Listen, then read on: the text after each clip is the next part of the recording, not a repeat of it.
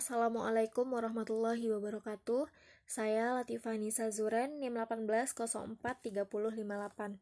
Di sini saya akan membahas yaitu soal tentang tugas pertemuan ke-8 pada mata kuliah Sistem Informasi Manajemen. Langsung saja untuk pertanyaan pertama pada buku balasan, what are ethic and policies and why are they important to a company? The answer: etika adalah standar dan prinsip yang memandu perilaku kita terhadap orang lain. Etika penting bagi perusahaan karena dapat menetapkan pedoman dan membedakan antara perilaku benar dan salah yang harus dimiliki orang di suatu tempat kerja. Kebijakan elektronik merupakan kebijakan dan prosedur yang membahas tentang manajemen informasi bersama dengan penggunaan komputer dan internet secara etis di lingkungan bisnis. Kebijakan elektronik penting diterapkan bagi perusahaan yang menggunakan komputer untuk keselamatan dan pemantauan komputer untuk memastikan setiap orang bertindak secara legal dan beretika.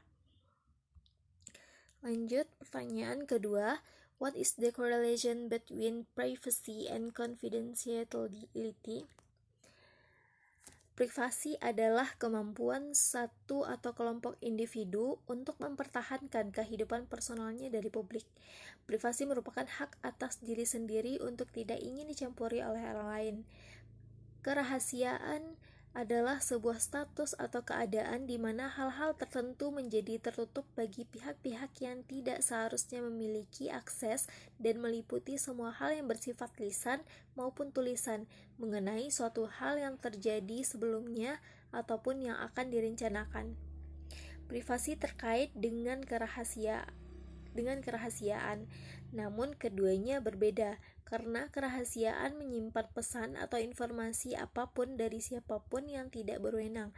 Persyaratan privasi menentukan jenis otorisasi yang diberikan untuk informasi, dan kontrol kerahasiaan memastikan bahwa orang dan sistem memenuhi kewajiban privasi tersebut. Lanjut, pertanyaan ketiga, why is security a business issue, not just a technology issue? The answer: keamanan merupakan masalah teknologi dan juga masalah bisnis. Merupakan masalah teknologi karena semua jenis perangkat seluler dapat diakses oleh peretas. Keamanan juga merupakan masalah bisnis karena karyawan perusahaan bisa saja tidak melakukan pekerjaan dengan baik dan dalam mengamankan informasi pribadi. Ketika keamanan dilanggar di dalam suatu ataupun di luar bisnis, maka bisnis tersebut akan terpengaruh. Info penting yang disimpan oleh bisnis itu tentu saja dapat berisiko. Lanjut, pertanyaan keempat, how can a company participating in e-business keep its information secure? Perusahaan yang berpartisipasi dalam e-business menjaga keamanan informasinya dengan pemfilteran konten.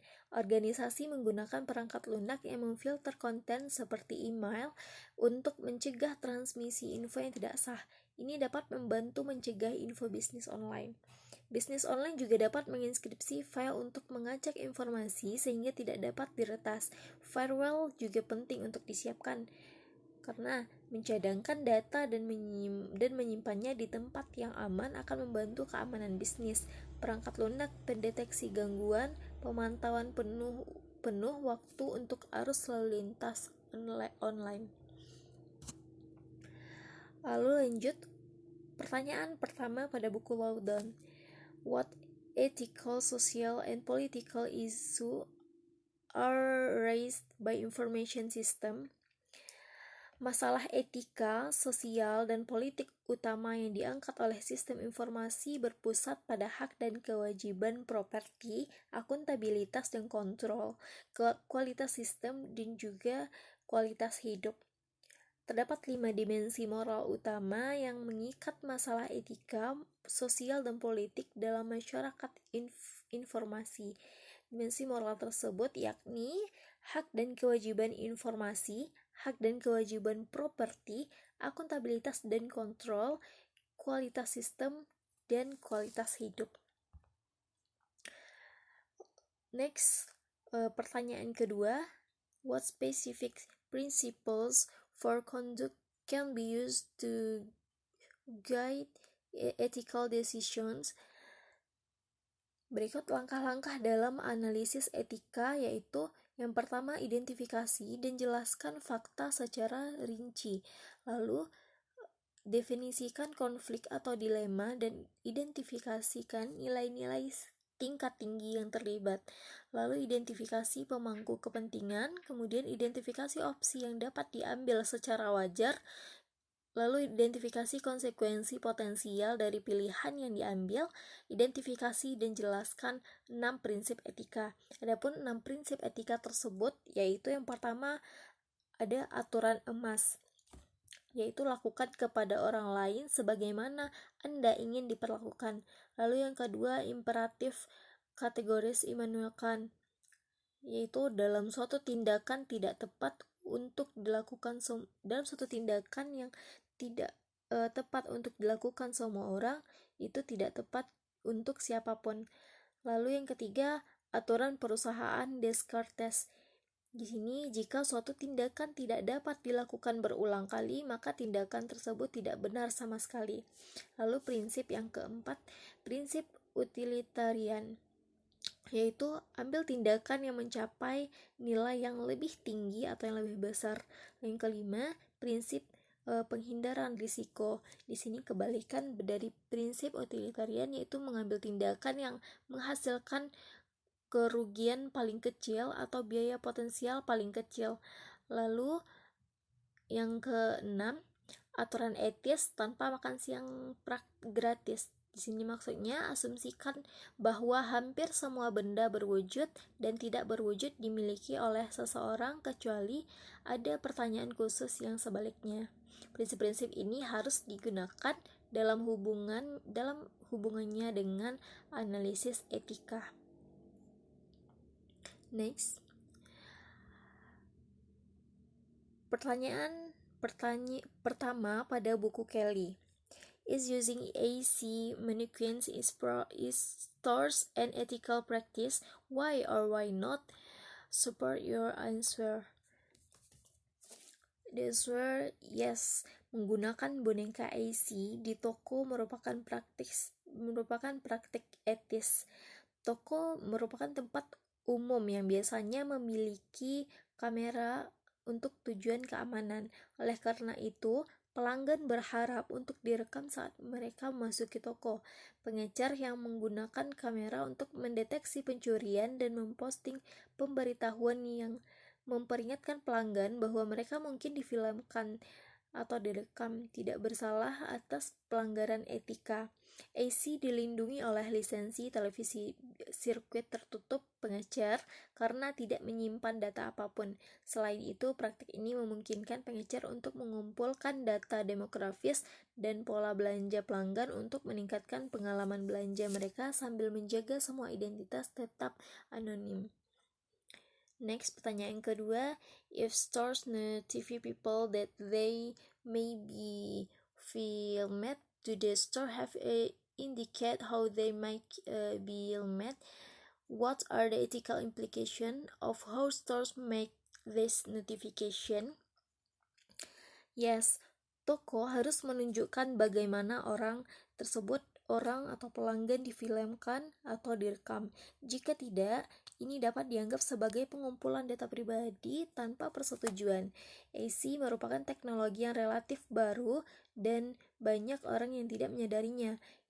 Implikasi etis dari memberi tahu orang-orang tentang hal ini yaitu toko-toko yang memperingatkan pelanggan bahwa mereka sedang difilmkan atau direkam dengan boneka. Tidak ada gambar yang disimpan oleh toko dan juga dijamin identitas dirahasiakan. Pertanyaan ketiga, would knowing that the mannequins may be watching you change your shopping behavior? Why or why not? Explain your answer. Mengetahui bahwa boneka bisa merekam itu tidak akan merubah perilaku belanja saya.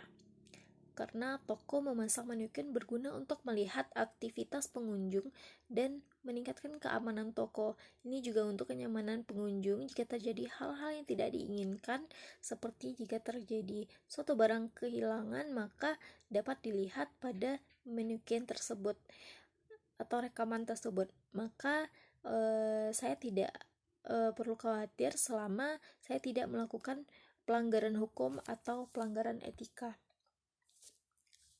Next, pertanyaan terakhir. What are the privacy implication of the AC mannequins? Given that store already have security cameras placed in strategic location, mannequins AC dilengkapi dengan teknologi yang biasanya digunakan untuk mengidentifikasi penjahat di bandara. Mannequins memungkinkan pengecer untuk mengumpulkan data demografis dan pola belanja dari pelanggan saat mereka memasuki toko.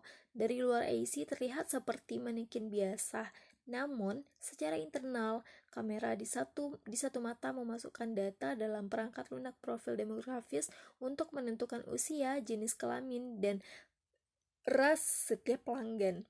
AC ditempatkan pada ketinggian mata sehingga lebih baik.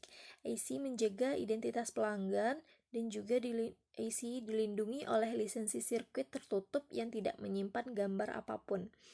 Pemilik toko juga memperingati kepada pelanggan bahwa mannequin merekam aktivitas mereka dengan tujuan yang komersial dan bukan untuk kepentingan pribadi.